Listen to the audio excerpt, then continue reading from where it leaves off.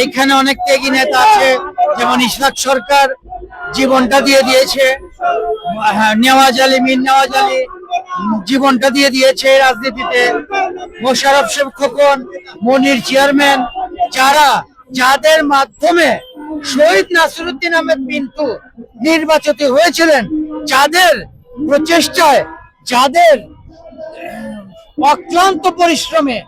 তো আমার দাবি হচ্ছে তাদের মাঝে একজনকে বেছে নিতে।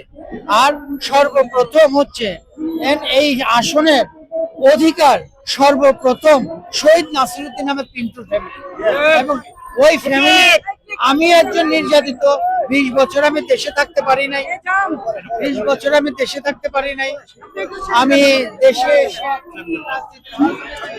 অস্ট্রেলিয়া, ভিক্টোরিয়া বিএনপির সভাপতির দায়িত্ব পালন করেছি, ছাত্র আন্দোলনের সমন্বয়ের দায়িত্ব পালন করেছি। আমি মনি বিদেশের মাটিতে শেখ হাসিনা এবং শেখ মুজিবের ছবি এম্বাসির ভিতরে ঢুকে ভাঙচুর করার ক্ষমতা, দক্ষতা একমাত্র আমি মনি দেখিয়েছি। তা আমারও অধিকার আছে, যারা আমার সাথে আছে, যারা 7 আসনের নমিনেশন চাচ্ছে, তারা সবাই যোগ্য সম্পন্ন মানুষ, এবং তারা সকলেই এই লালবাগের গলি, লালবাগের রাস্তাঘাট, কয়টা মসজিদ যাকে আপনারা নমিনেশন পেয়েছেন, উনি বলতে পারবে না ঢাকা শহরের লালবাগে কয়টা মসজিদ আছে, কয়টা মাদ্রাসা আছে। ইনশাল্লাহ আমি মনে করি উনার জায়গা অনেক আছে, আমরা উনার বিরুদ্ধে না, উনাকে জাস্ট আমরা পরিবর্তন চাই।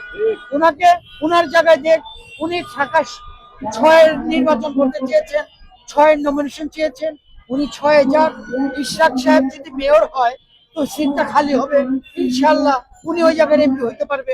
তো আমরা সাথের মানুষ, আমরা সাথ নিয়ে থাকি, আমাদের